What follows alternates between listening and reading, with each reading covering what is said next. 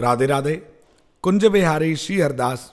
आज हम सभी माघ मास के शुक्ल पक्ष की एकादशी, जिसका नाम जया एकादशी है, उसकी पावन कथा का श्रवण करेंगे।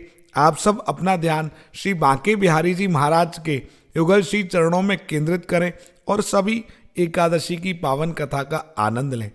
नमः कुंज बिहारिण्यै, नमः कुंज बिहारिणे, स्वामी श्री हरिदासाय गुरुनाम गुरुवे नमः।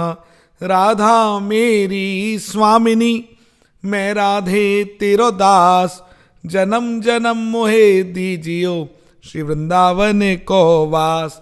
वृंदावन सो वन नहीं, नंद गाँव सो गाँव, बंसी बट सो बट नहीं, कृष्ण नाम सो नाम। जया एकादशी।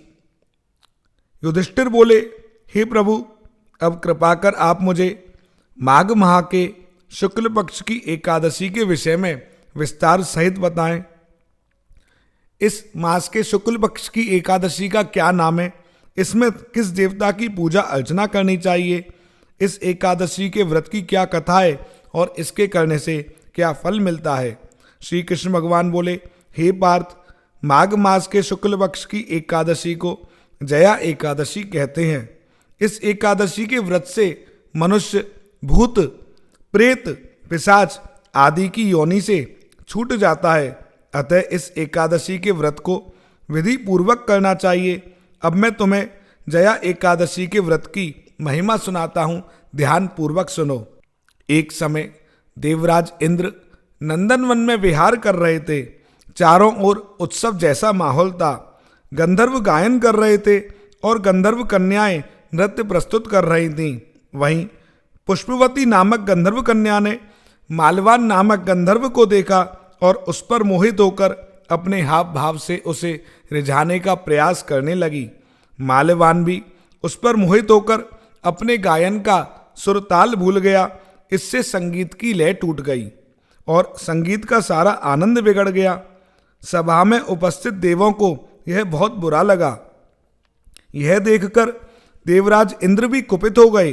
संगीत एक पवित्र साधना है, इस साधना को भ्रष्ट करना अपराध है। अतः इंद्र को क्रोध आया और उन्होंने पुष्पवती तथा माल्यवान को श्राप दे दिया।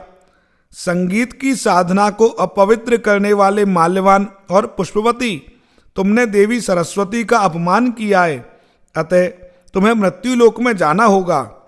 गुरुजनों की सभा में असंयम और लज्जाजनक प्रदर्शन करके तुमने गुरुजनों का भी अपमान किया है। इसलिए इंद्रलोक के निवास के बदले अब तुम पिशाच और असंयमी का सा जीवन बिताओगे। इंद्र का श्राप सुनकर वे अत्यंत दुखी हुए और हिमालय पर पिशाच बनकर दुखपूर्वक जीवन व्यतीत करने लगे। उन्हें गंध रस स्पर्श आदि का भी ज्ञान नहीं रहा। वहीं उन्हें असहनीय दुख भोगने पड़ रहे थे। रात दिन उन्हें एक क्षण भी नींद नहीं आती थी। उस स्थान पर अत्यंत सर्दी थी, जिसके कारण उनके रोम खड़े हो जाते थे और हाथ पैर सुन्न हो जाते थे। दांत किटकिटाने लगते थे। एक दिन पिशाच ने अपनी स्त्री से कहा, ना जाने हमने पिछले जन्म में कौन से पाप किए हैं जिससे हमें इतनी दुखदाई यह पिशाच योनि प्राप्त हुई है। पिशाच योनि से तो नरक के दुख भोगना ज्यादा उत्तम है। इसी प्रकार अनेक विचारों के करते हुए वे अपने दिनों को व्यतीत करने लगे। दैवयोग से एक बार माघ मास के शुक्ल पक्ष की जया नामक एकादशी के दिन इन दोनों ने कुछ भी भोजन नहीं किया और ना कोई पाप कर्म किया। उस दिन केवल फल फूल खाकर दिन व्यतीत किया और महान दुख के साथ पीपल के वृक्ष के नीचे बैठ गए। उस दिन सूर्य नारायण अस्तांचल को जा रहे थे। वह रात्रि इन दोनों ने एक दूसरे से सटकर बड़ी कठिनता से काटी। दूसरे दिन प्रातःकाल होते ही भगवान के प्रभाव से इनकी देह छूट गई और अत्यंत सुंदर अप्सरा और गंधर्व की देह धारण करके तथा सुंदर वस्त्रों तथा आभूषणों से अलंकृत होकर वे स्वर्गलोक को चले गए। उस समय आकाश में देवगण तथा गंधर्व उनकी स्तुति करने लगे। नागलोक में जाकर इन दोनों ने देवराज इंद्र को प्रणाम किया। इंद्र को भी उन्हें उनके रूप में देखकर बहुत आश्चर्य हुआ और इंद्र ने पूछा, तुम्हें पिशाच योनि से किस प्रकार मुक्ति मिली, उसका पूरा वृतांत मुझसे कहो।